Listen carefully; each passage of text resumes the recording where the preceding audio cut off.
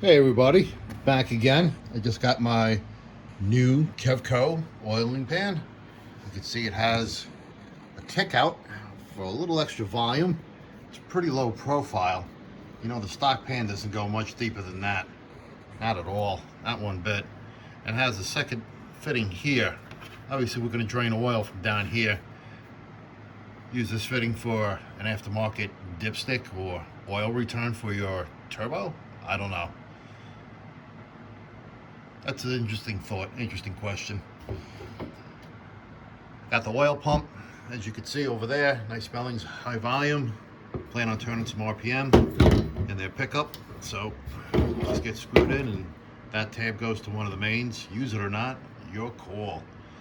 Screws in, just typical. Made in USA, gotta love it. A couple simple instructions. Really, you don't have to read them if you've already been down this route. I mean, basically, it's like the no-brainer stuff for the guys who've been there and done that. But now, at least, you can get an up-close look of just how this thing is. Now, this pan is for a 360. It comes with this little scraper. You can see it's about half a finger tip in. I guess that's about a ½ inch or so. Now I can get you in on the trap doors pretty good.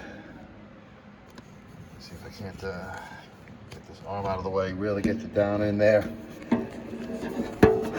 Sorry about the finger. All right, you don't particularly open up in a huge fashion, but there are 3 of them. At least on deceleration, they'll slam shut on you. You feel pretty good on the other side. Sorry. You feel pretty good on the other side. When you hold your thumb on this and press your finger on the back, feels pretty good. That oil is going to hold it close. It's going to stay trapped. There's a finite amount of room here up front. Now, I know on their website, they show you pictures. They're good, but they're not like I can show you here now. And that's why I'm showing you. This is really just a brand new part. You can say whatever you want. Oh, this ain't so spectacular of a video, Rob. Yeah, that's okay. At least now you know. All the new guys can say, ah, cool. And that's really what half of this video making is really all about. Helping the new guys out. Guys that haven't been there and done that, don't know any better. Let me see if I can get in underneath a little bit. There you go, look at that. Got my iPhone sitting flat up against the wall. And that's how much room you have. More than my pinky is deep. See, at least you get to see some stuff, brand new stuff. It's not quite an unboxing. I unboxed it before. I said, I should make a video for this. Here you have your stock notch, just like the regular pans do for that dipstick coming in. Now let's flip it over. Let's see what this is all about. I did a quick look of all the welds before. And everybody looks really good and copacetic here. We'll fill it up with some water later and give it a wash out with some soapy water. This way we can make sure we get any oil shipping contaminants out, any little gritties left behind. I mean, you know, no one's perfect. Don't crucify these guys. If there's like a little piece of something left in there, you put it on your pan, you put your pan on your car, things get chewed up because there's something in there, whether it's theirs or yours. Your fault. You screwed up. Clean your brand new stuff. Here we go. Read that one. Right there.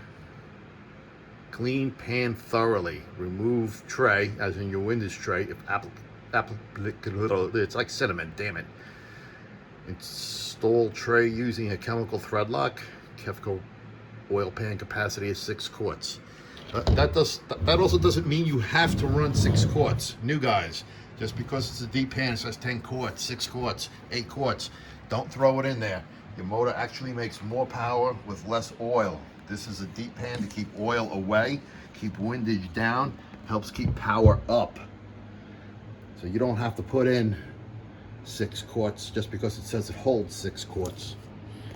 The idea is that the increased capacity doesn't raise the level up at any point where the oil is going to get into the crank and get hit and swashed around and cause more windage, and you know, anything that stops the oil, the crank from spinning or slows it down, and anything that's lost horsepower.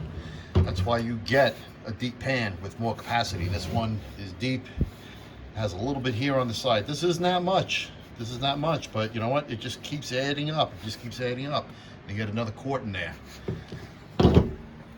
Make sure you get yourself a new oil pump on your new build. Get your pickup to go with it.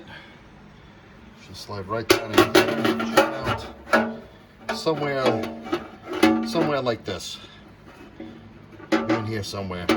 The KEVCO instructions, it says keep this off the floor at least a 1/4 inch, something like a 1/4 to 3/8, and it's because the screen here is not like a stock one. That screen is on the bottom. You put this thing flat on the bottom, you're not going to suck up oil. It's just going to struggle. That's no good. So this pickup actually needs some room. Not sitting flush.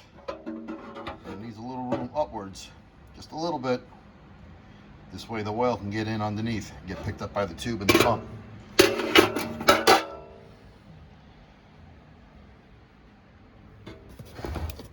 Give you a nice little sticker. There's your sticker. Now you can print it out on your computer screen, give it a pause. Bada bing, send it to print, baby. Made in USA. One of my absolute most favorite things to see and read. Basic instructions. Your oil pump comes with the gasket. Hey, you all know Mellings gets the job done. Good job, Mellings. All right, everybody. That is brand new as of today, a KEVCO pan. A lot of fellas on the internet have been talking about them. They said they liked them. I said I'll give it a shot. Been hearing certain people in the, that's their competition, begins with an M, have a lot of poor welding. As much as I like to get certain oil pans from them, I don't think it's going to happen. Not this time around. Because if I have to send this damn thing back because it leaks, it's just going to piss me off. And that's why I went with the KEVCO.